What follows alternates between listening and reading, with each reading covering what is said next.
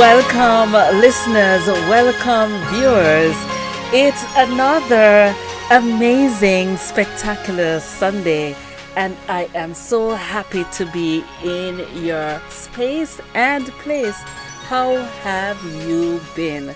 Welcome, welcome. I have been looking forward to this Sunday where we can spend some time, some chill time, some hang time right here after a very, very busy week. We are about to start another new week. And we have some new family members, some new subscribers. I say welcome to the growing Flashpoint family. And yes, Sensational Sundays. It's all about inspiration and motivation, getting you started for a brand new week. I'm your girl Elise, and I'm happy to be here with you this afternoon. And as usual, we have an inspirational guest joining us on this episode of Sensational Sunday. This guest is a musician, a singer extraordinaire, and added to that, he is an author, and his newest book, Truth Be Told, will be available. Yes, will be available very, very soon, this Tuesday, the 19th. So, yes, you have joined us for interesting discussion. Welcome, Miguel. Welcome to Sensational Sunday. I'm your girl, Elise, and I'm happy that you've decided to just hang with us this wonderful day. How are you? I'm fine. Thank you for having me. No, tell me, how come you wear so many hats? You're singing, and you're your musician playing the piano, and you're writing a book on top of work. How do you pack everything all in your busy life? All right. If I had planned it, it would not have happened like that. It's all evolutionary. So you start out with one thing and then you start stacking the others. So I don't know. I think singing started it all. And then after you start singing, the opportunity came to learn piano, and that I pursued with all my passion. And um, I speak English. So there, I mean, if you send enough text messages around, then after a while you realize that you could actually write a book. It's not that far fetched. So So it's a, there's it's a hope for me. stacking of roles. It's not a wearing of many hats, sort of a wearing of 10 different hats on your one head. But Correct. yes, there is so much to learn in life. Miguel and I have learned that life is quite dynamic. It's definitely not static. So True. you learn and you grow through life experiences, and not to exclude the power of God in our lives, in all our circumstances, the ups and downs, the hills and valleys. God is making us anew almost every day. So I have watched you play the piano, and I've seen those fingers move on the keyboard so effortlessly. Really? Yes, I have. It's not effortless, man. Me. Tell me about I the do the effort. homework. T- Literally, I do it at home, and then I come to the public. Oh, so it doesn't just happen like that. Not at all. Have you been playing the piano from your youth? Right, from I was a teenager. So I didn't have when my mom got the opportunity, she got it for me. My mom who spoke with somebody and got a link for me to learn piano. And of course, there was nothing to practice on, which if you're going to be pursuing music, you need an instrument, you need one. And recognizing that I have this golden opportunity as a teenager, I took a piece of paper and drew a keyboard on it. So my keyboard was one that I made. I drew it, and I started from that time to associate the sounds with the notes. So I could tell even when I made a mistake on the picture that I needed to go over because yeah, yeah. I'm looking, and I am saying, you drew a keyboard on a paper. Right. And that was my first keyboard. So yeah, so yeah, let's say your first lesson, you need to practice the scale. I don't have a Right. keyboard, but I need to go back to class the next Yes. week Right. with having covered the ground that I was given homework for. So maybe I need to cover both hands, two scales on C. I drew it and practiced on that and then went back.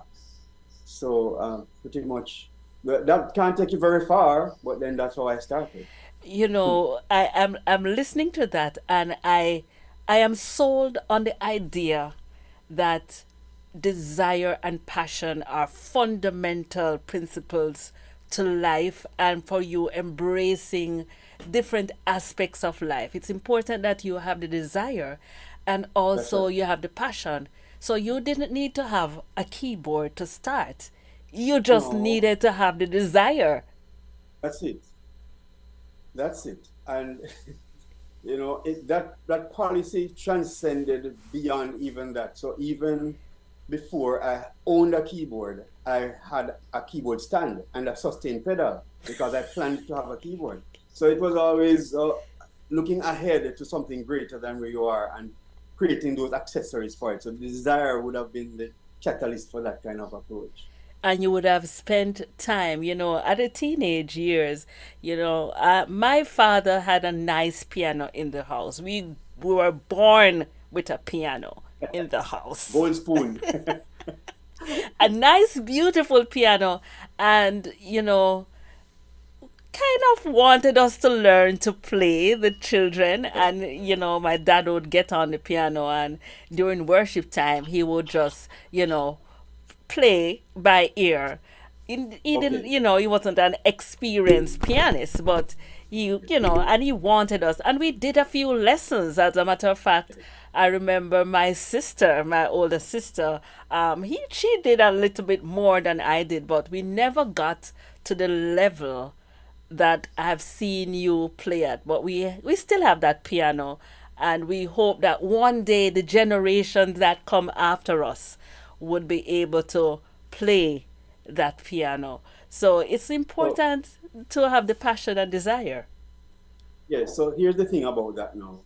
Um, you can always, let's say, what reason would you have to buy a speed bike or a speedy car if you don't plan to race, right?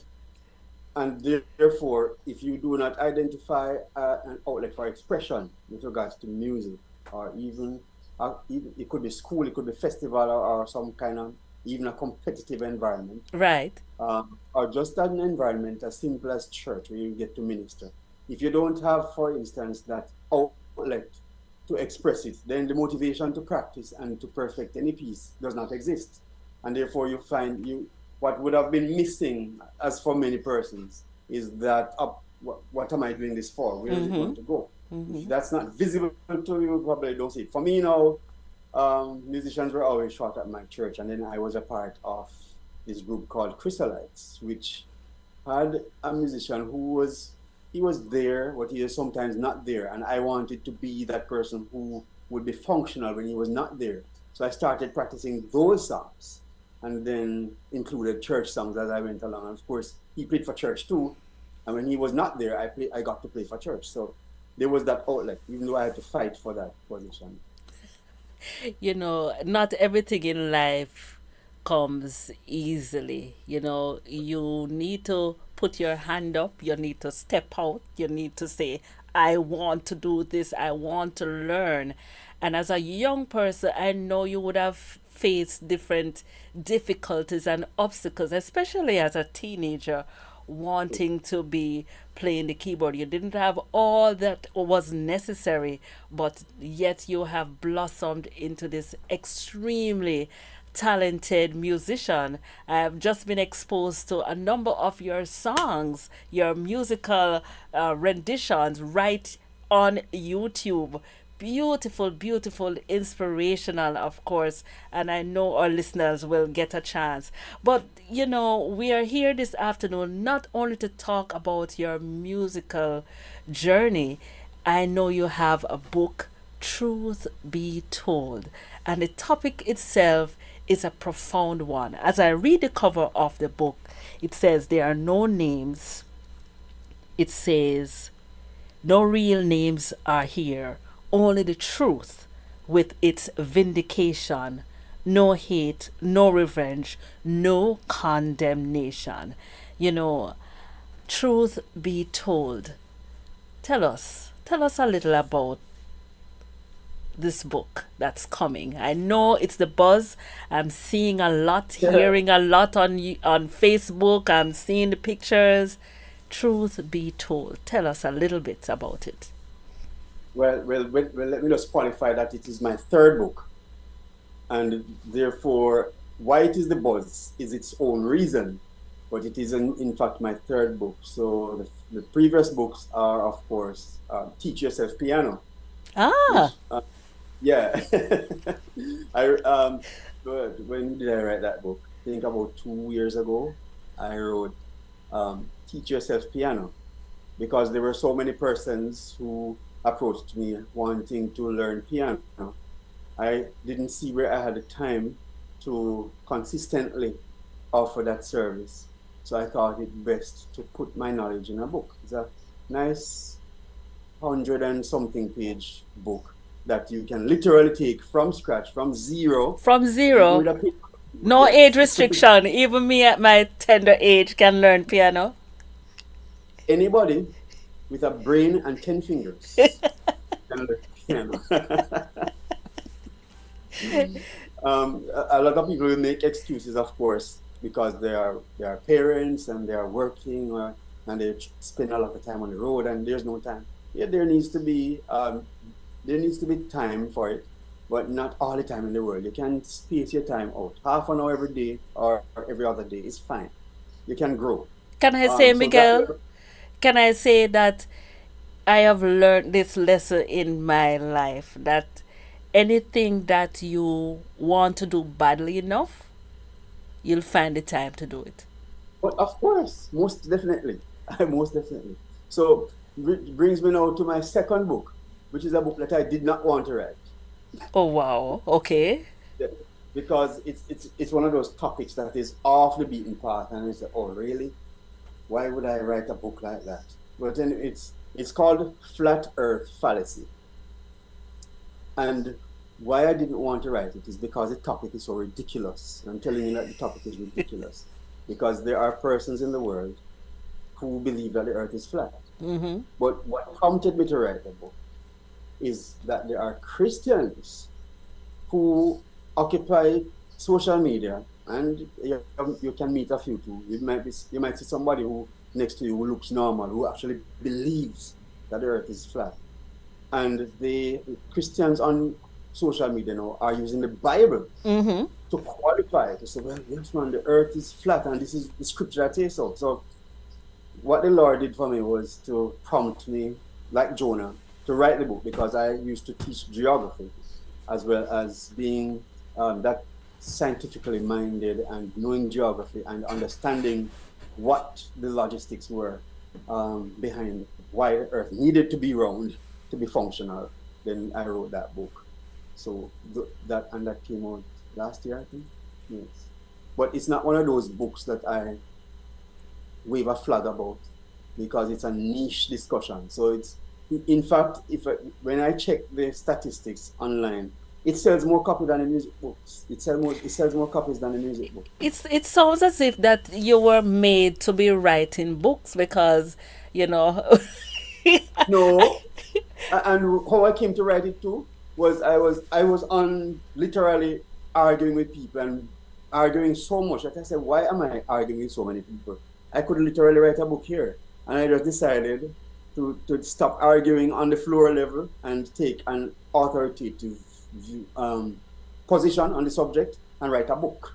Yeah. Just so that, because I don't, it's something that needs to be ventilated. Maybe it has not infiltrated our circle yet as a discussion, as I made the discussion that can displace faith in God and Christianity, but in wider circles of atheism, for instance, atheists believe that all Christians believe in a flat earth. And so it is upon us now to say, no, we are not all of that mindset, and we as Christians do believe in science as well. We don't condemn science because there are some Yes. persons who believe that Right. science is adverse to religion and so on. But the big point of that book, of course, is that God is the author of both science and religion, and therefore they are to be reconciled and accepted on their own merits. So we're discussing now truth be told. But I know All right. that, you know, all your experiences would have Yeah. been leading you and leading you. We mentioned as we started that life is dynamic, and when we have our experience, as you said, you can't really tell all your stories or tell everything to everyone. And Right. you would have been grown up, raised in an Adventist home, typical Adventist boy, and developed a passion for music at teenage years, started to play the piano, but that is not all who Miguel is. And this No. book, now your latest book, tells about your experiences, the good and the bad, and everything that has now compiled this person, Miguel, truth be Right. told. Give us a hint as to what motivated you to write this book. All right. So this book is made necessary, we'll put it that way, um, out of the perpetuation of a lie. And if you have a lie, one of the biggest lies told in the whole universe is that um, God doesn't exist, or God doesn't care about humanity. And God, if God cared about us, He would have probably killed the devil before, or He'd have killed the devil and allow us to live freely. Right. If God is so good, then why are we in this world of sin? Mm-hmm. And so there's a big lie that needs to be corrected. God, in His own time, is in due process, setting about vindicating Himself. Right. We, His witnesses who have placed faith in Him, are also ambassadors for the truth. And Mm-hmm. so we recognize that where a lie is told, Mm-hmm. because of its destructive and malignant power, if it is not dispelled, it can prove to be very disruptive to many processes and even persons' lives. And so it is necessary to correct certain perceptions that would have existed, namely and mainly in the aftermath of the death of my wife.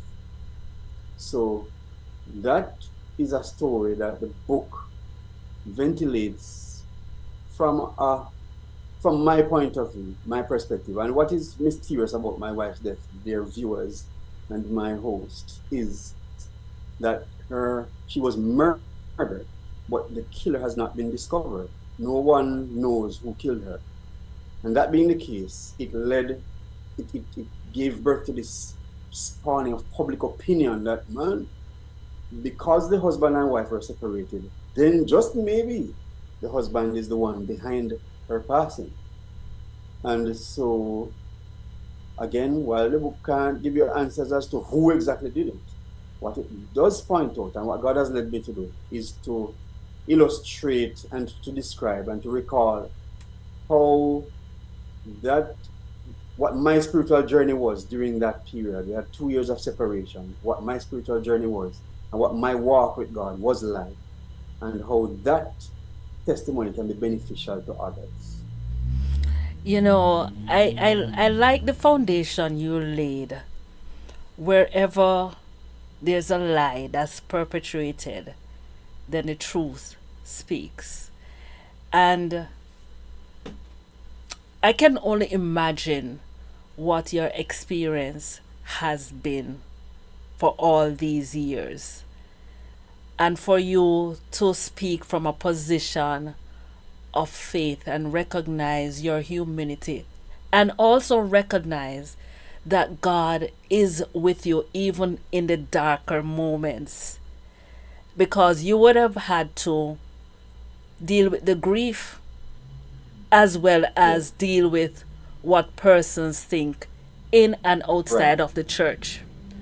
Because Mm-hmm. although we would like to think that the world is a perfect place And we would like to think that the church is a perfect place.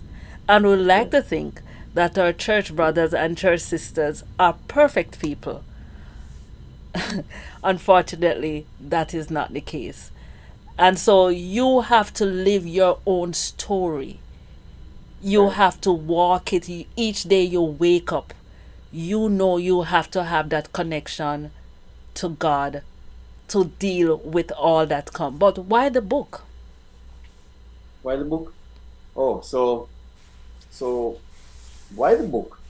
I don't even know why the book. I didn't know why the book until I finished writing the script.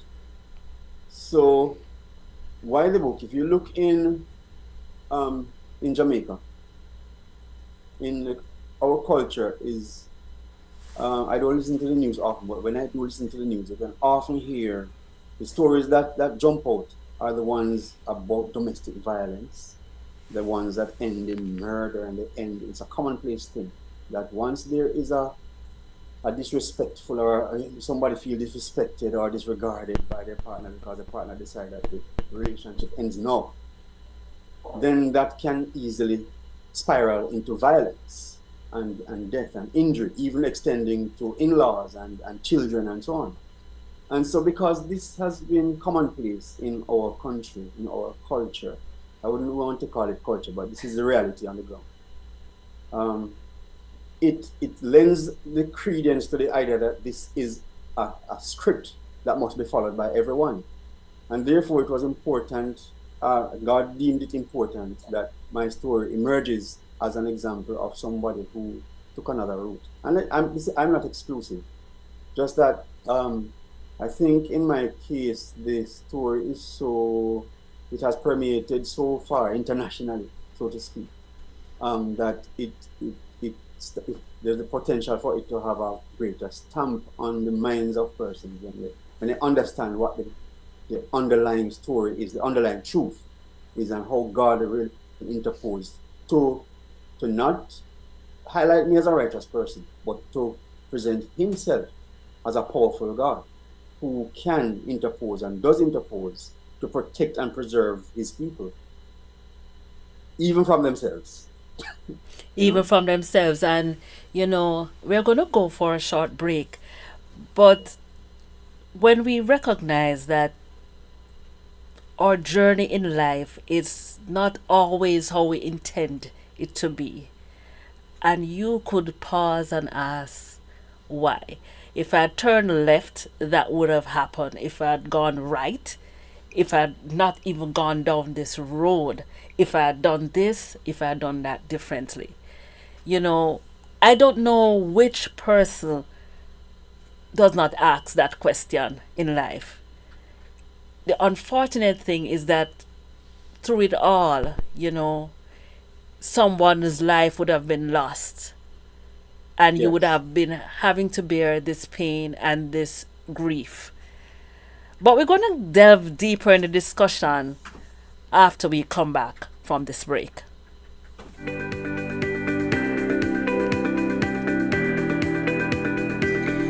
When you need ultrasound that's safe and effective, you must visit Asai Ultrasound Imaging. They're conveniently located at number 4 Chestnut Center, Smith Road, Georgetown, Cayman Islands. With experienced technologists with over 20 years experience, their friendly staff will make you comfortable while you get your procedure done. Asai Ultrasound Imaging is open Mondays to Fridays, 9 a.m. to 5 p.m. and 9 a.m. to 1 p.m. on Saturdays. Call Asai Ultrasound Imaging 345-949-2454 or 345-938-3426. That's 345-949-2454 or 345-938-3426.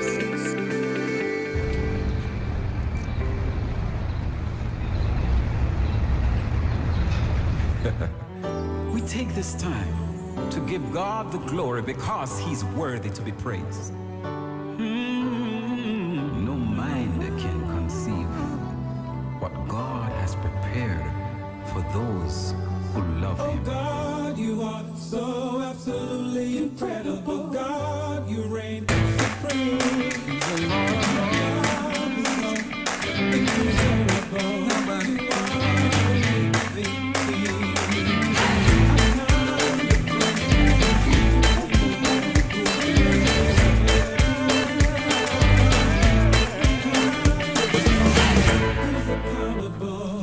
Welcome back, listeners. Welcome back, viewers. Yes, you are tuned into Sensational Sundays. I'm your girl, Elise, and today we are being joined by author, musician. I don't know what other hats he's going to be wearing because we recognize how dynamic life is. We are joined by Mr. Miguel Lowe, and he's speaking about his soon to be released book that's going to be available on Amazon. It says, Truth Be Told. You know, as I listen to his story, I recognize that we have individual experiences.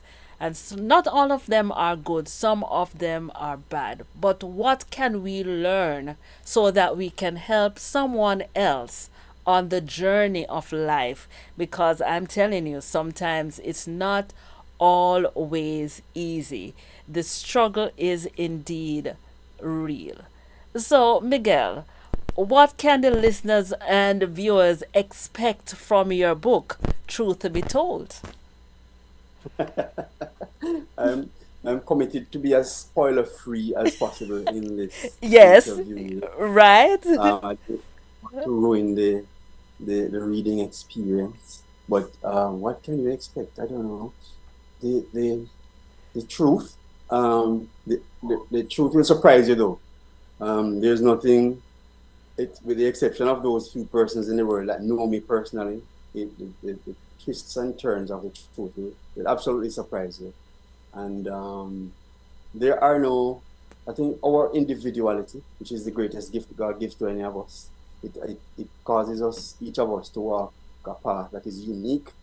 As many as we are on the world, billions, it is all billions of uniquely ordained pathways that, with our choices involved as well, God wants us to do one thing, but He allows us freedom of choice to do otherwise. And so the probability is exponential in terms of what your life outcome can be. But ultimately, we can all decide for one destination or the other, heaven or hell, good or evil.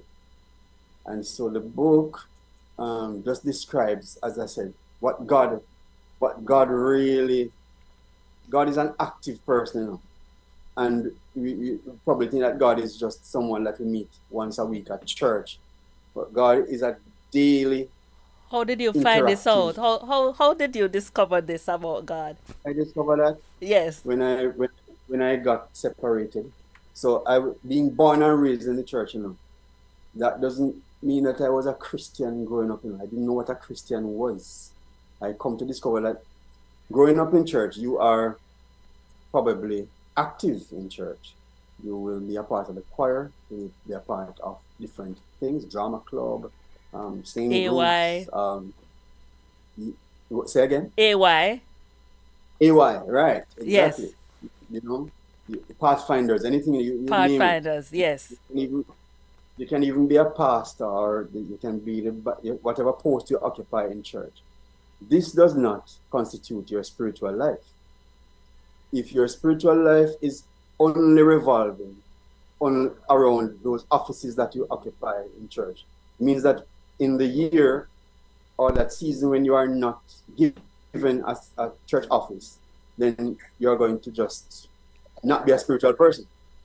If your only reason for studying the Bible is because you have to teach a Bible class, then you have not begun to grow in the Lord yet. Because how the word works is that you have to study the word. It's like food, and then it becomes a part of you, and then you start to live it. Now you don't need to.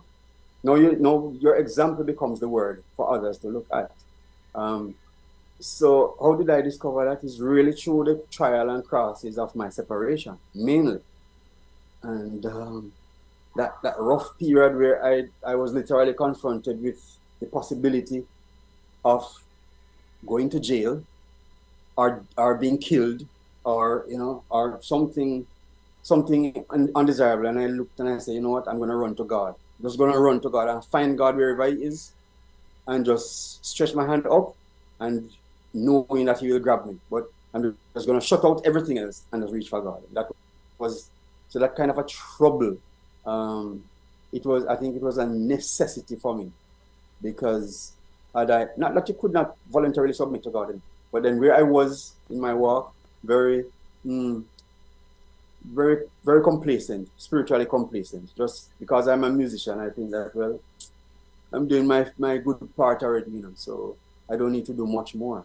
I don't need to let others do the witnessing, let others do the Bible study and the preaching and so on. I don't need to do much, because I'm already a musician and I sing. I'm doing my fair part already. And you can become deceived thinking that you have fulfilled your spiritual duty by these activities when your soul is as rotten and empty as anything. You have said so many profound things just now. When I asked you the question, what can the listeners, what can the viewers, somebody who is listening here this afternoon, what can they expect from your book? And you answered it. You said, I'm not sure. But guess what?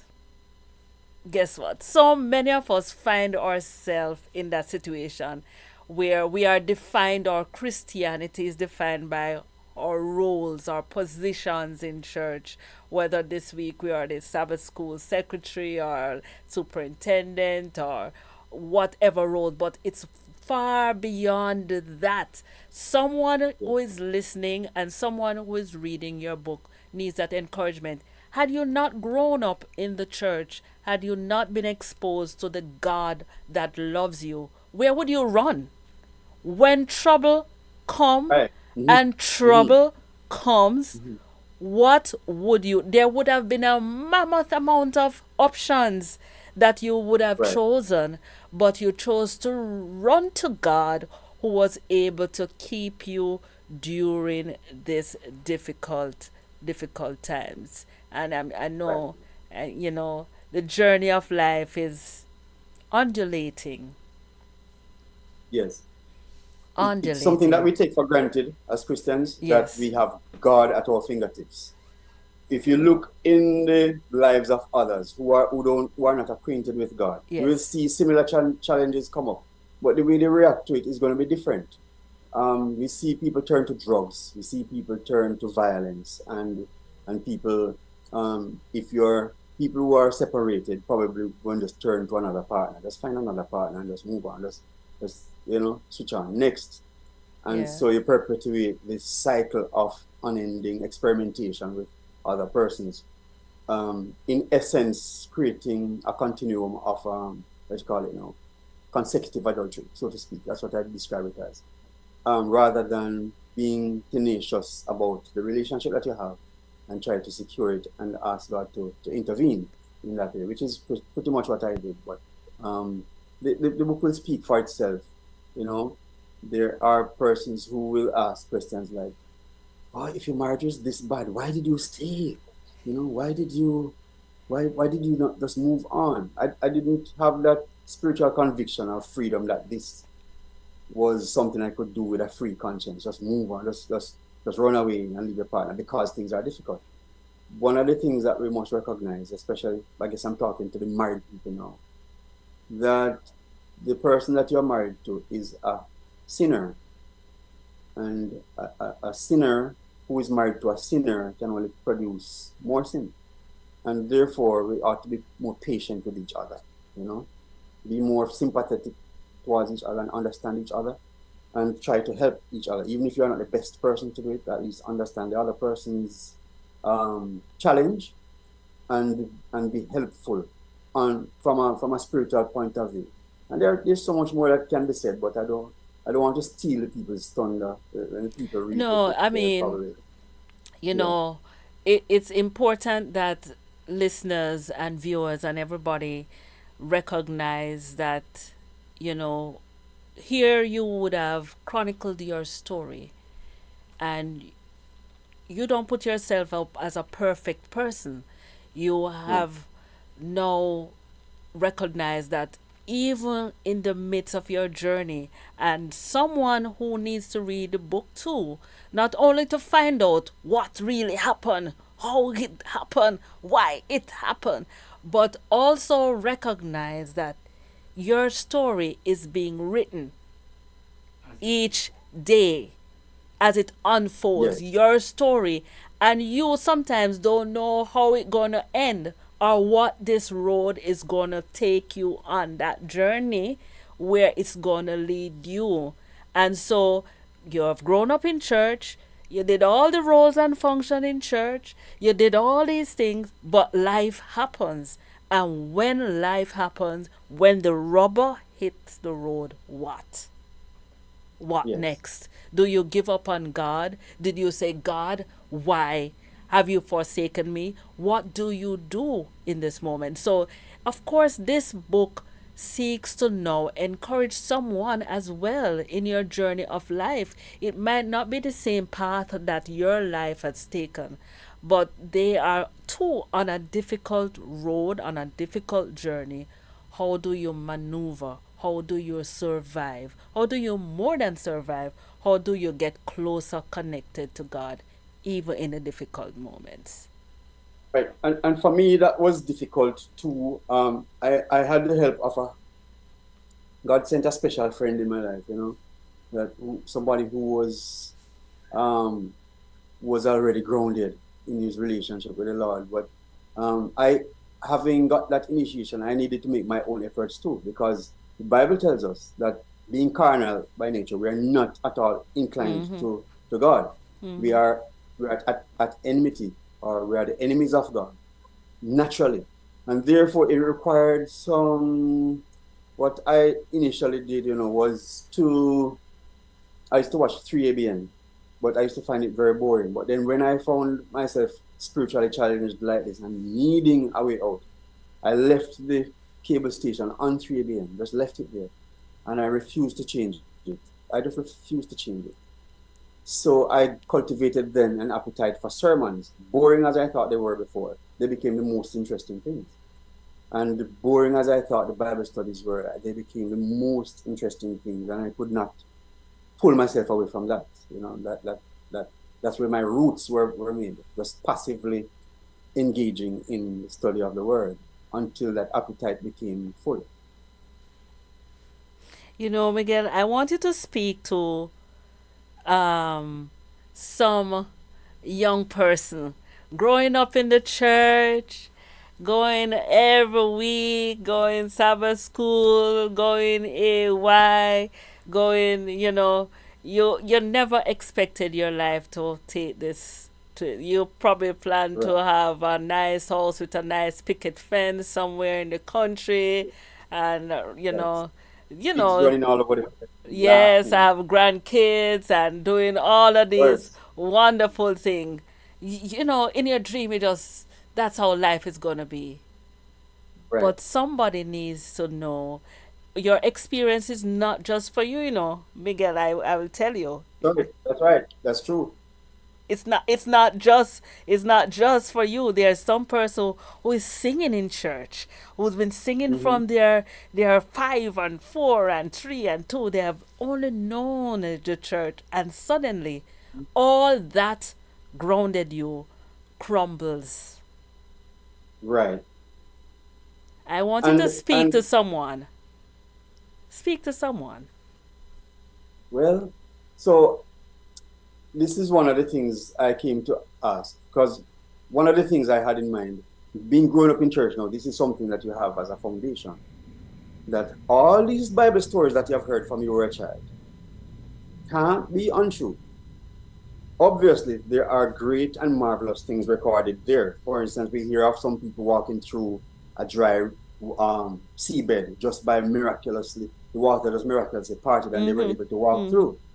And you hear about some marvelous, miraculous things. You look at that Israelite deliverance from Egypt. You look at the testimonies of Abraham and Joseph and Moses and everybody, and you say, but you look at Job, and I had to look at Job too, especially. You say, but everybody is saying God is good and God is merciful. So, sorry, God, my turn, prove it, you know? And that's the challenge. You now need to create that space where you confront God and say, all right, everything I know about you is hearsay. Show me you know. And that's a challenge that you need to bring to God. That's what I'd encourage everybody to do. So you have to develop a relationship with God for Yeah, yourself. and God will bring it to you in the ways that are real. And when I say real, you can get your own miracles. I got my own miracle. It's in the book, but I can tell you what it is. I was in a swimming pool in probably 2010, and I couldn't swim. I didn't know how to swim, but then there was nobody else around, and I had this big swimming pool to myself. It is 50 feet long, 30 feet wide, and 20 feet deep at the deepest part. But of course, I wasn't taking on those areas. I was at that part where you could stand and be in chest deep water. Yes. Well, then I still couldn't swim. Right. And I have the luxury of staying at this posh villa, and I am going to be alone in the pool, wasting time just looking in the water. And I said, no. I looked up in the sky and said, God, please teach me how to swim. And of course, if you ask God something like that, no, you can't just sit and expect it's going to just come to you like that. It's not a cerebral exercise, it's a physical exercise. So I went underneath the water, just put my head under there and open my eyes, which is a first. Because whenever I would try to open my eyes before underwater, I'd always be opening my mouth first, just gasping like that. Like, it's not like playing the piano.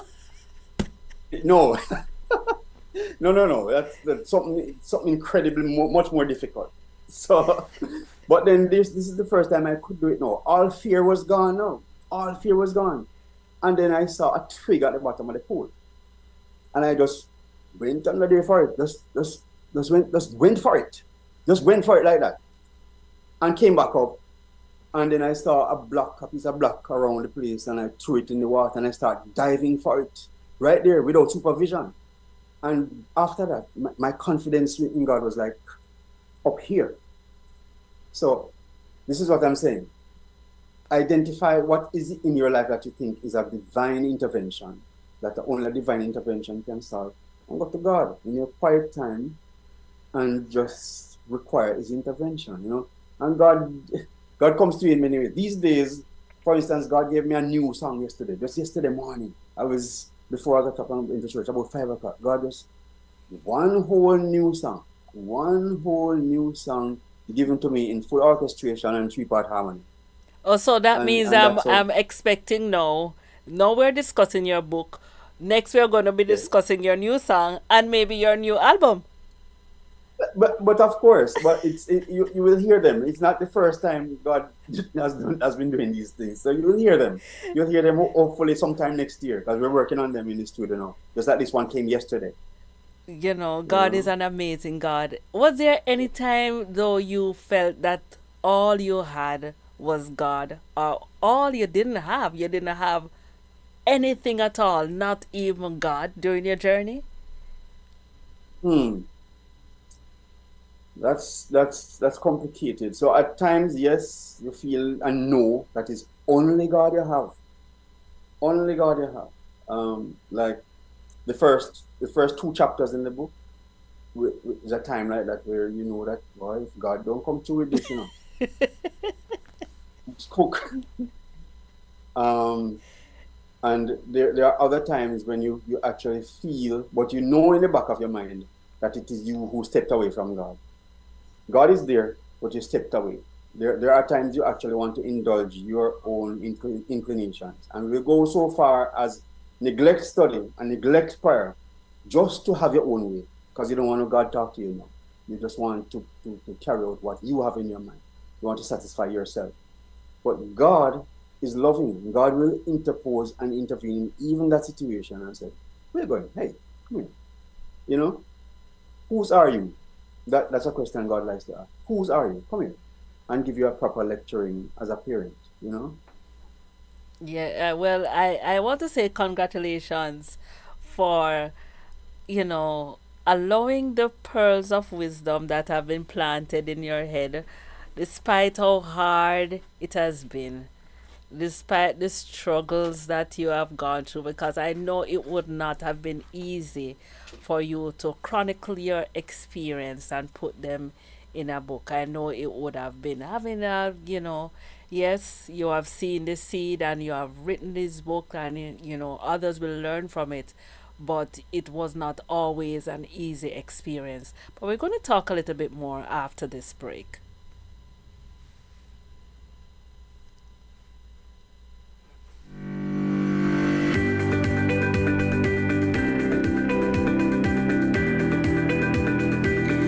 When you need ultrasound that's safe and effective, you must visit Asai Ultrasound Imaging. They're conveniently located at number 4, Chestnut Center, Smith Road, Georgetown, Cayman Islands.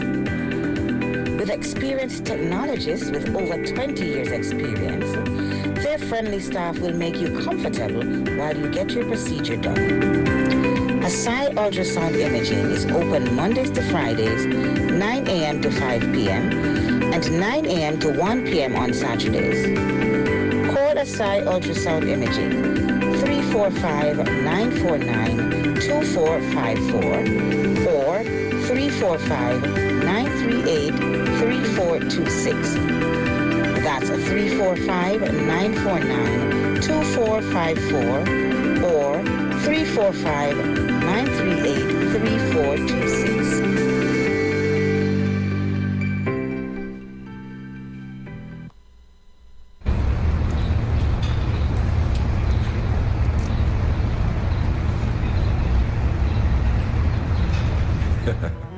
We take this time to give God the glory because He's worthy to be praised.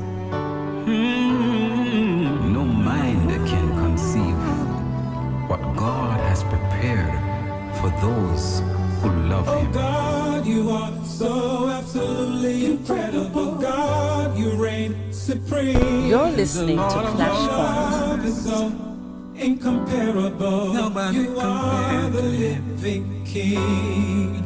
A kind of friend who's dependable, who will never let you down. The kind of friend who's accountable, a true friend I have found. You are Alpha and Omega, the beginning and the end.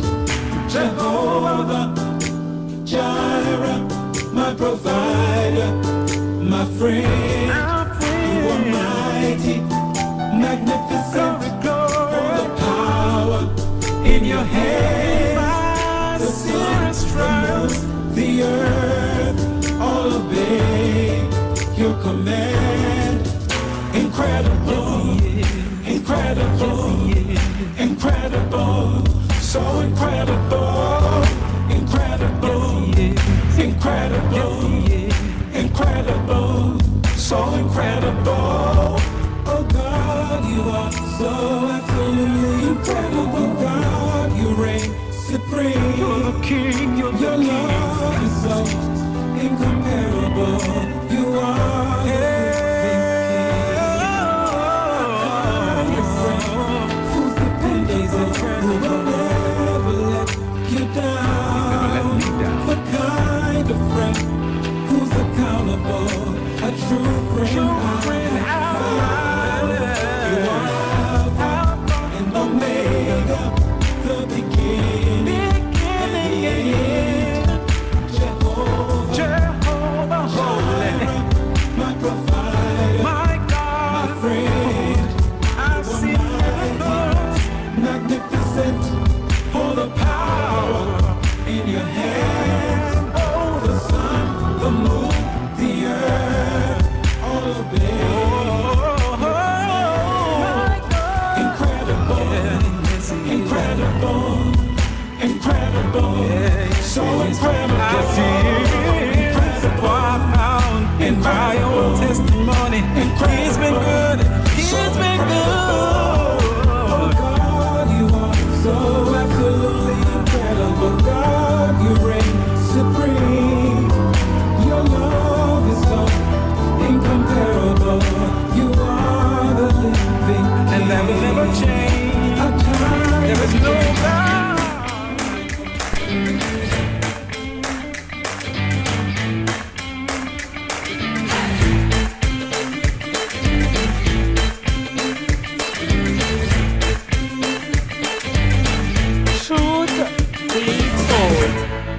you have it, listeners.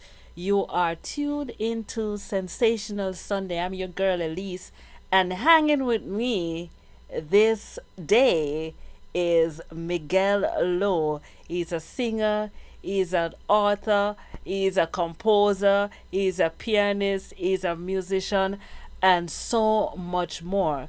But today he tells a difficult story, a difficult journey.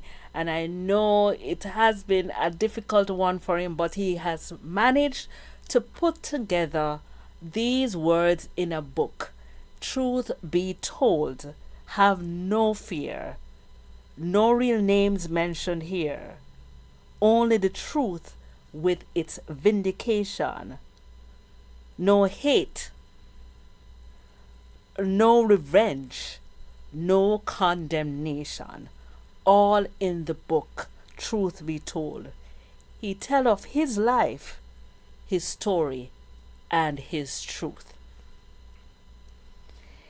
I congratulate Miguel. This is his third book, by the way, viewers. So if you're just joining us, you know, he grew up in the church, born in the church, studied right here in the church, active in church, and had some difficult experience which led to the loss of his wife, tragically, unfortunately. But through it all, he was able to hold on to God's unchanging hand. And he shares his story in this remarkable book, which will be available this Tuesday, the 19th of December, on Amazon. You know, the truth is, we all have different experiences in life, and although we wish that it would all be good, sometimes we have bad ones. But if we are able at the end of the bad ones to become closer to God, then that would be an amazing place to be.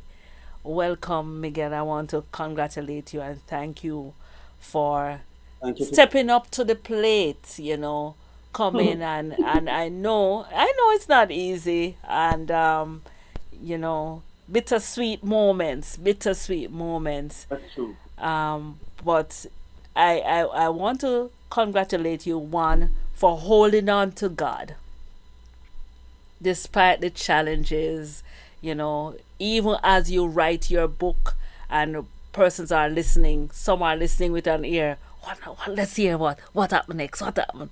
You know, Yes. you can't you can't get away from that.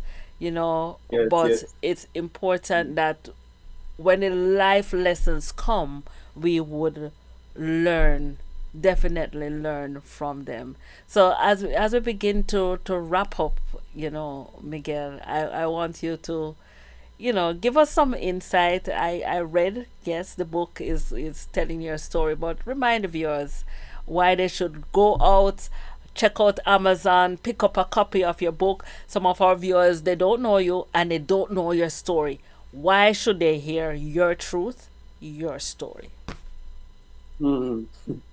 Well, you know, let's put it this way. I describe that as being a story that you didn't know that you needed to hear until you hear it. So, there are a lot of people walking up and down in the world who they are prosperous, they are healthy, but they haven't accepted Christ, and they are not convinced that they need Christ, right?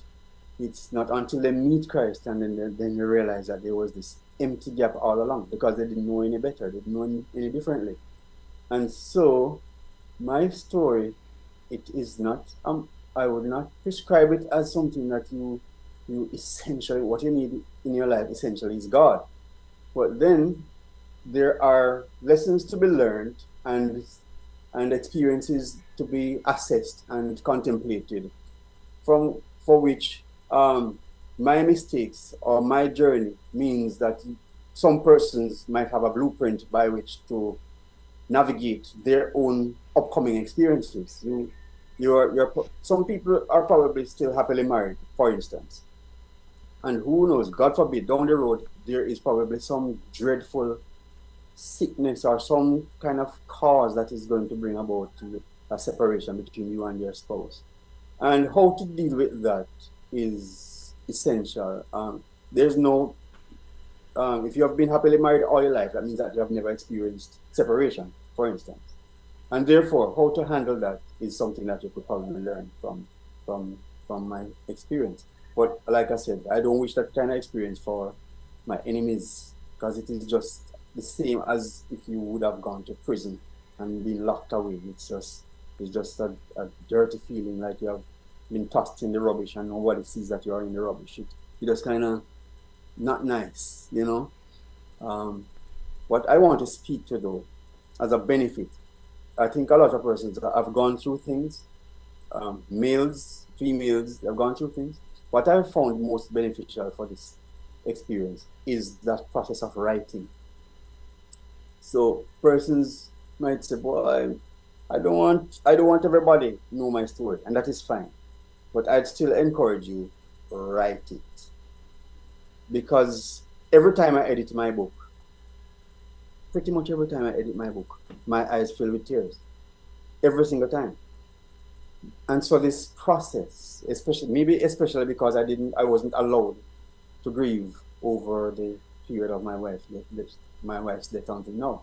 I was only being accused and criticized and pushed aside and dealt with in a certain negative way. So I didn't have that frame of mind to actually weep, all that time. But just writing, that process of ventilating on paper. First of all, you write it in its unfiltered truth, just let it out. Then, obviously, for publication and sharing purposes, you really want to polish your impressions so that you don't you don't ruin relationships, and you don't convey bitterness, so to speak. But that process of writing is very liberating, and I highly recommend it for persons who have gone through any kind of trauma. Just write it. And the flip side to that, Miguel, is that frequently there are people in our relationships that go through experiences, and we sometimes judge them.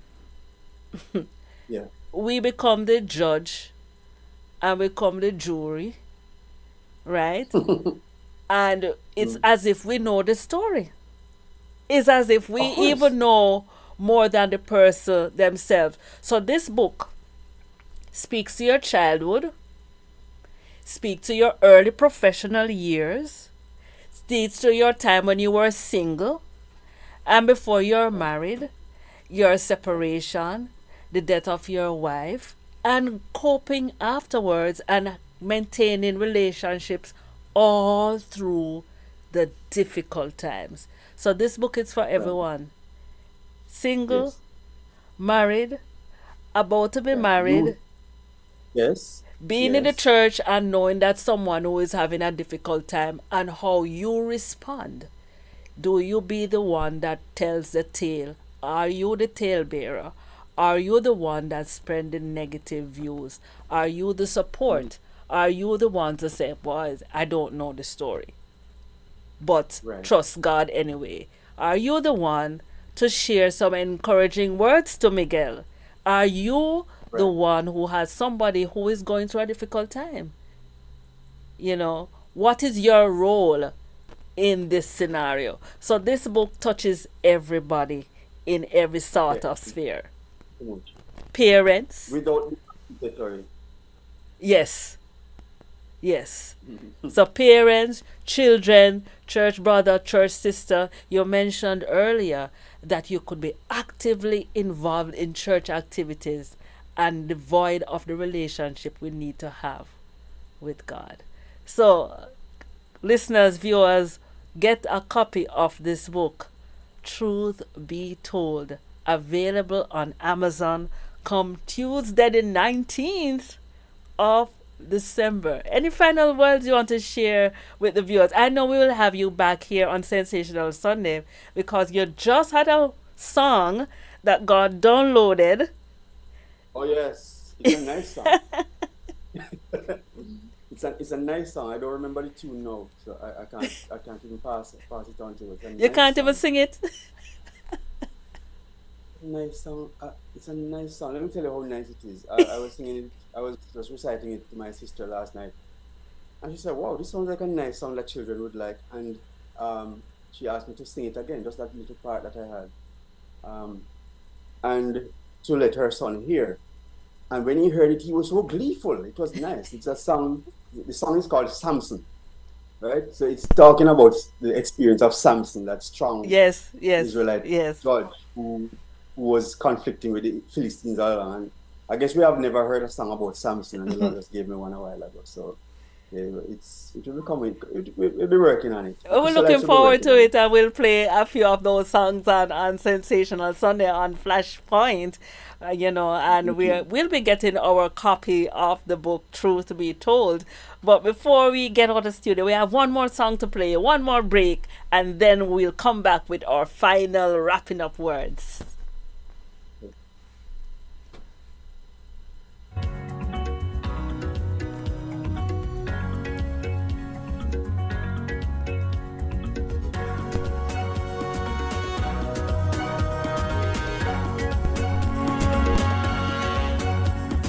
God is a bomb in Gilead.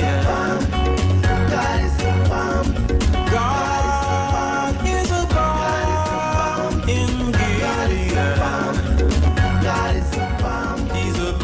He's a bomb in Gilead. He's a bomb in Gilead. He's a bomb in Gilead. He's a bomb in Gilead. We give him honor, we give him praise. We lift our voices and our hands we raise. We love to sing and praise our King, for he has given us everything. God is a bomb in Gilead. God is a bomb in Gilead. He's a bomb in Gilead. He's a bomb in Gilead. He's a bomb in Gilead. He's a bomb in Gilead. We exalt and praise his holy name. We will lift our eyes unto the hills again, for he has done such marvelous things, of which I'm glad, and so I sing.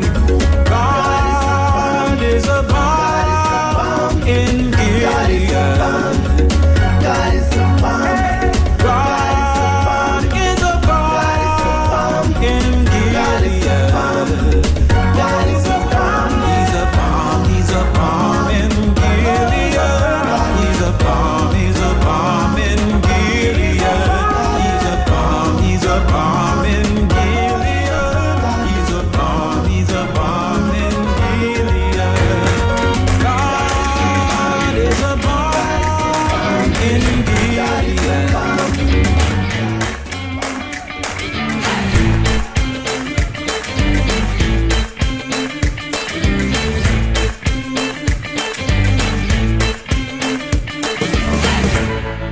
That song done by Dr. O'Neill Duncan. God is a balm in Gilead. Miguel, God is your balm in Gilead. Amen. The struggles are real, but so is God. I want to applaud you for coming forward. It has been a few years coming. The experiences would have been difficult, but God would have given you the strength that you need. I want to encourage you to continue to rely on Him, continue to trust Him, and even when the road gets rocky and hilly and the terrain, you don't even know what to do. Kneel and pray. Trust God. Viewers, listeners, this story is not a story from a movie, and it's not fantasy. It's not something that was made up. It's as real as you and I sitting here. Recognize that there are good and evil forces in this world. As much as there's God, also evil exists, right? So recognizing that the great controversy is at play every single moment. Recognize this. Let us not live our lives in a bubble, unaware that yes, life sometimes things, the fire get hot in the kitchen and people are hurt, and it's sometimes difficult to bear. you know I say, yes, trust God even in this moment. So Miguel has come forward and he's telling his story, and I've told you it's the good and the bad. Truth be told, his story, his truth. He's telling you about the loss of his wife, the tragic loss of his wife, being blamed for it, and being able at this point to say, okay, this is vindication. Read the book, get the story. Also recognize that the story is to help. The story is to help you on your journey, to help Indeed.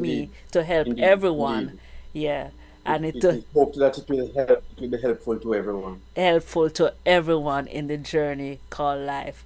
So you were telling us about this song that the Lord has downloaded, Samson. So Yeah. do you don't remember it yet, right? I didn't. If you had given me a challenge to recall it, I would have probably go back to listen to something to remind me of it. But Turn it back in the head.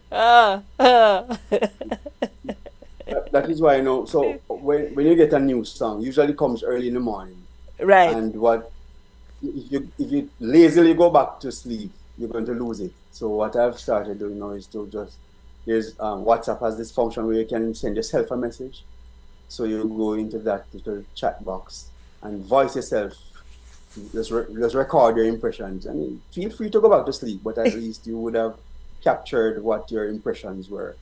So yeah, that I didn't study it because it was yesterday and it was a busy day at church. I haven't gone back to it, but yeah, it's there. You don't be anxious, man. It's gonna come. All right. So, what's the cost for this book? We didn't talk about the price of the book, and I know Okay. it's on Amazon. Do you have the Yes. paper copy as well, and so on? All right. So the paperback copy can be ordered from Amazon. I think as of Wednesday this week. Right. But Tuesday, the the ebook will be available immediately. Wednesday, as you know, the world reckons time at 12 o'clock. So 12 midnight Tuesday, you'll be able to get that that ebook. The ebook is for $6.99 and the paperback is for $14.99. Also, there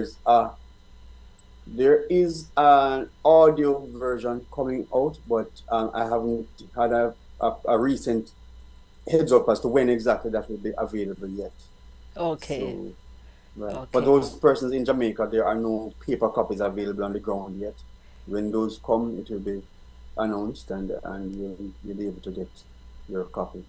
Okay. All right. So, any final words you want to share with our viewers and listeners this afternoon? Oh, you're sounding like a garbage right there. As I've sound like an alien, I want you to share your final words, your final afternoon, your final sensational, motivational pieces with the listeners and viewers. Oh, you're going to share it You. from YouTube? You are going to share your words of inspiration Oh, as we wrap okay, up. sure. I don't have anything profound to add. You have Um, already said so many profound. Thank you. Well, so here's this challenge that we have now. I think the process of emotional venting is something that we as a society have suppressed, especially amongst men. So, for instance, you will see someone like a guy expressing anger, real anger. He's angry about something, and the first thing we tend to do is to go over to that person and say, calm down, man, calm down, calm down. But I'm asking the question, why calm down? I think it is safer to vent. The Bible says, be angry, And say not. not. Yes. So being angry is not a sin. It is what it is when we allow, for instance, anger to become the actuating power behind our actions, that becomes a sin. If you act in anger, but if you are angry and you are boiling and bubbling, your eyes rolling, it be allowed to. I think it should be allowed to take a natural course, and when that person is good and ready, and needs to. Some persons might need to be restrained. Some persons might need to just be allowed the time that they require, just be left alone. But we ought to be more active and intelligent, especially when we deal with anger, because suppressing it is not dismissing it.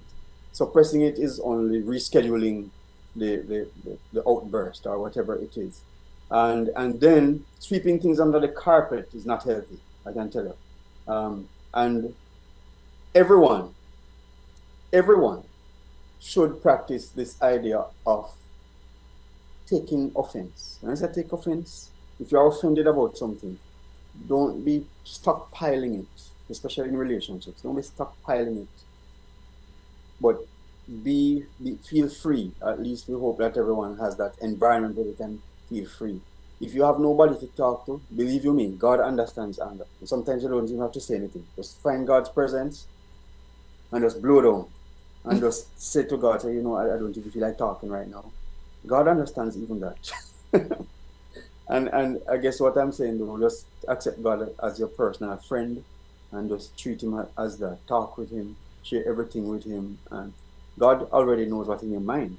And so, but he's still a gentleman. He's not going to intrude and say, he's allowing you to voluntarily share that you want to discuss this? Okay, I was wondering, that kind of thing. But be really personal with God. That's the biggest asset you could do to yourself as a human being. You are made in his image for a reason.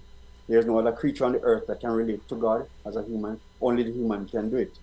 Yet it's a privilege. The song that says, what a friend we have in Jesus, what a privilege to carry everything to God in prayer. It's not just a song merely. It is the reality of what we have at our disposal as human beings.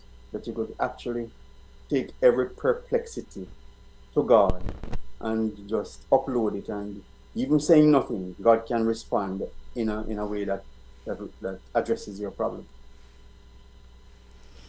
Amazing. Thank you, Miguel. I want to also commend you, as I had done prior to this, that, for being brave enough, yes, being brave enough to share your story. It has come through times of tears. You say each time you edited your book, each time you were emotional about it. And but thank you for pushing through the difficulties so that somebody would have been helped.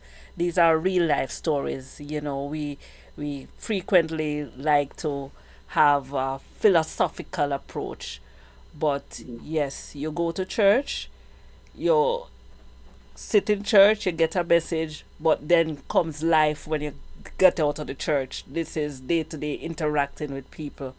So, your story has practical benefits for somebody who reads it, somebody would have heard. I want to thank the listeners and viewers, those who have tuned in. I had a few persons who said hello to you. They haven't seen you in a while. I'm not on the news. Yeah. Yes, but thank you for forging ahead despite all that has happened in your life. You are here and you are sharing your story so that someone would have been learning from it, been blessed for it. And so thank you, listeners and viewers, for tuning in for another sensational Sunday. And I want to encourage you to trust in God. The program, the main thrust of the program is to provide an a launch for you to venture out in the unknown week. I don't know what tomorrow or even what later today may bring, but remember to trust God, and may He grant you the peace that passeth all understanding. I want to thank you, Miguel. Thank you again. Thank you, listeners. Thank you, viewers.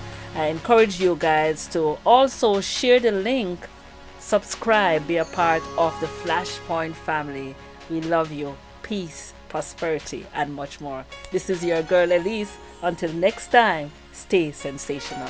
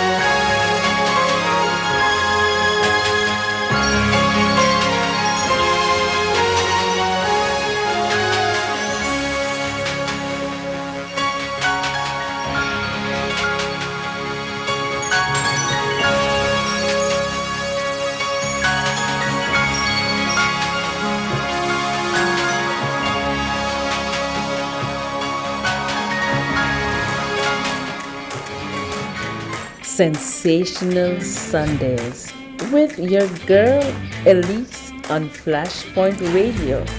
Come, let's talk, let's hang, let's just jam on Sunday, 3 p.m.